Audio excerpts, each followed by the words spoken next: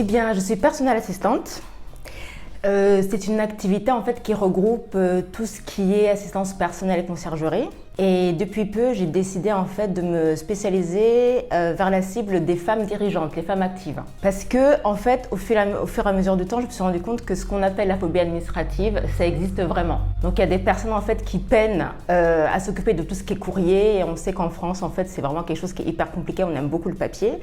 Et donc, en fait, ça les rend vraiment malades et ils ne prennent pas le temps de s'en occuper et les papiers s'amoncellent et on se retrouve dans des situations absolument incroyables. Et à côté de ça, il y en a d'autres en fait qui n'ont juste pas envie de s'en occuper.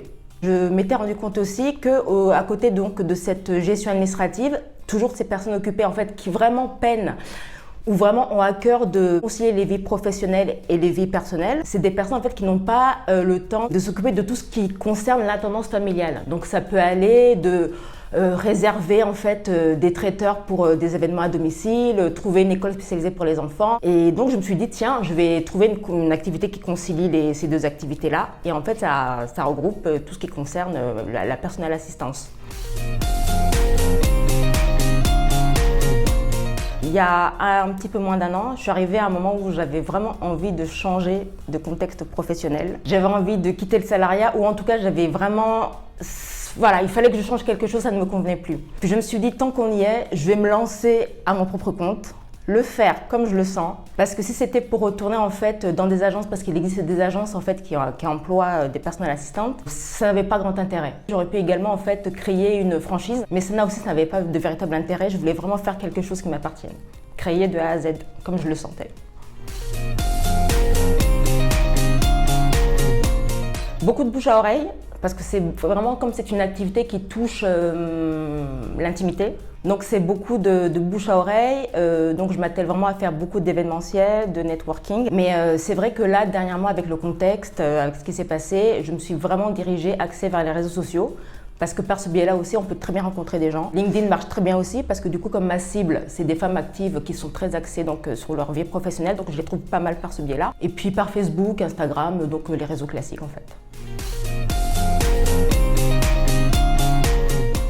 Cette activité-là, à la base, il faut vraiment avoir un carnet d'adresses dès le départ. C'est pour ça qu'il y a des écoles en fait carrément de conciergerie qui existent. Et à partir de là, en fait, quand on sort de ces écoles-là, comme en fait on vous place dans des structures comme des hôtels, des palaces, des choses comme ça, à partir de là, on peut partir avec un carnet d'adresses et ça peut démarrer facilement. C'est vrai que c'est une activité qui n'existe pas encore vraiment, qui n'est pas encore vraiment très démocratisée, mais mine de rien, quand même, un petit peu quand même. Et puis je m'attelle vraiment à essayer de trouver des choses spécifiques que mes clientes ne vont pas pouvoir trouver ailleurs.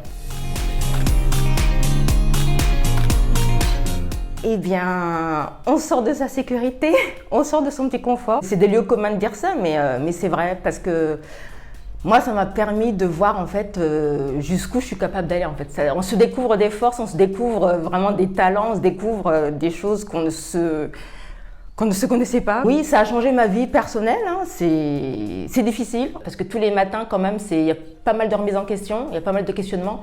Mais au final, quand on sait pourquoi on l'a fait, ça vaut le coup. Mais moi, ça m'a grandi énormément. Eh bien, il faut être bien préparé psychologiquement et bien entouré en fait. Et surtout avoir des personnes qui vont vous donner de bons conseils. Moi, j'ai eu la chance en fait d'avoir des personnes autour de moi qui sont déjà indépendants. Donc ça m'a permis en fait de partir intelligemment, de pouvoir me diriger intelligemment, de poser les bonnes questions, de faire les bonnes démarches. Et puis, faut vraiment être fort et pas lâcher. Il faut vraiment être sûr de soi dès le départ. Je crois qu'on peut lâcher très facilement si on n'est pas prêt, et surtout si on n'arrive plus à se rappeler pourquoi on l'a fait. Il faut vraiment se rappeler pourquoi on l'a fait. Mais ça vaut le coup, si on tient.